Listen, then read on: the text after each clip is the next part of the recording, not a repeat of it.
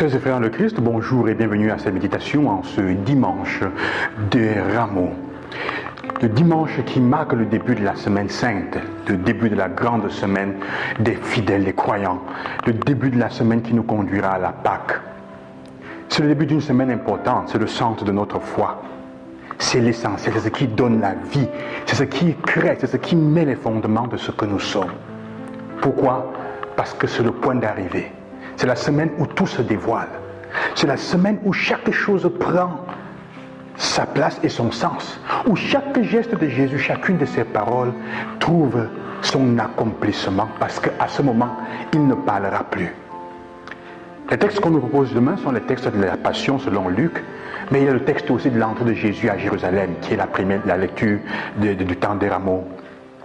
Jésus entre à Jérusalem toutes les fois que le peuple de Dieu, dans sa liberté intérieure, décide de se battre pour le bien, décide d'accomplir un acte qui va libérer une communauté, une ville, de toutes les faussetés, de démasquer le mensonge. C'est ce que Jésus a un peu fait.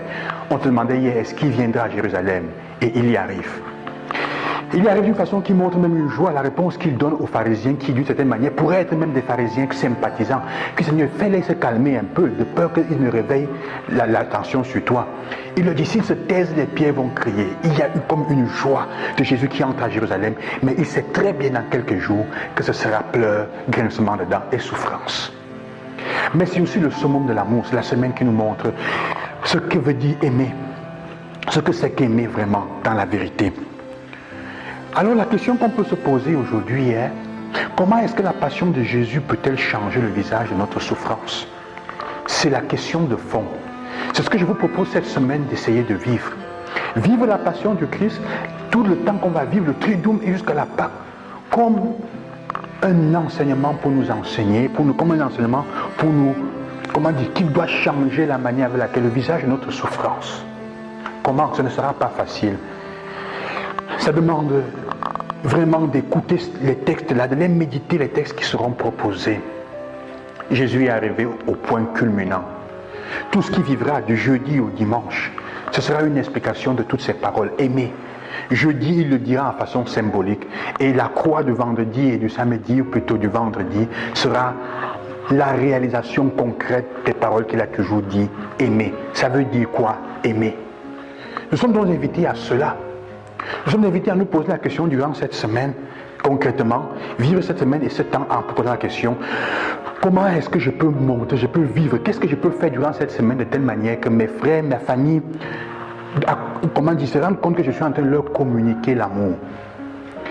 Quels sont les sacrifices que je suis prêt à faire? Quel est le sacrifice que j'ai fait durant cette semaine, durant tout ce temps de carême pour montrer que j'ai aimé? Et quels sont les sacrifices que les autres ont fait envers moi pour montrer qu'ils m'aiment? Et quel est le sacrifice que je suis prêt encore à faire pour manifester l'amour aux autres?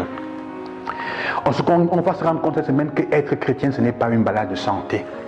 C'est une chose concrète, c'est un acte fort. Ce n'est pas dans un ensemble de dogmes et de règles.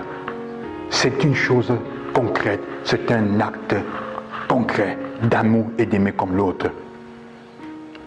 Donner la bienvenue à Jésus donc dans notre Jérusalem, à Jérusalem aujourd'hui comme les autres font, c'est accepter de laisser la dimension spirituelle de la liberté intérieure s'installer dans le centre de commandement de notre vie, le centre de commandement de nos activités, le centre de commandement de tous les domaines de notre vie, professionnelle, familiale, relationnelle, bref, complet.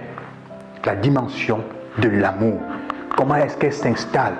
Quelles sont les valeurs que tu vas choisir? Ça, c'est le temps, la semaine, de reconsidérer, de rechoisir les valeurs que nous avons choisies pour suivre le Christ. Saurons-nous le faire? Comment vivras-tu ce temps de carême, ce temps de cette semaine sainte? Comme les autres années où on court simplement et on fait les choses en attendant Pâques et ce jour-là tu es vite? Ou alors est-ce qu'il y a quelque chose de concret qui changera? Comment est-ce que la Pâques, la semaine sainte de cette année, changera le visage de ta souffrance? Ta façon d'accueillir la souffrance. Sauras-tu trouver dans la manière de Jésus de la gérer un type, un conseil, un secret pour faire de la souffrance quelque chose de bon? Ce n'est pas pour dire que Dieu aime la souffrance, mais il est capable, comme nous disons toujours, comment est-ce qu'il est capable de la gérer, de faire sortir?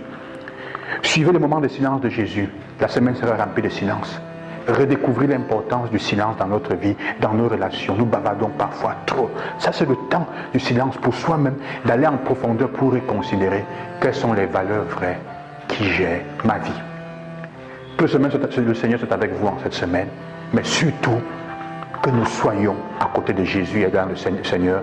Demandons la grâce d'avoir les sentiments de Christ dans ce moment pour pouvoir en témoigner autour de nous. À demain, bon dimanche et bon accueil de Jésus à Jérusalem, dans la Jérusalem de votre vie.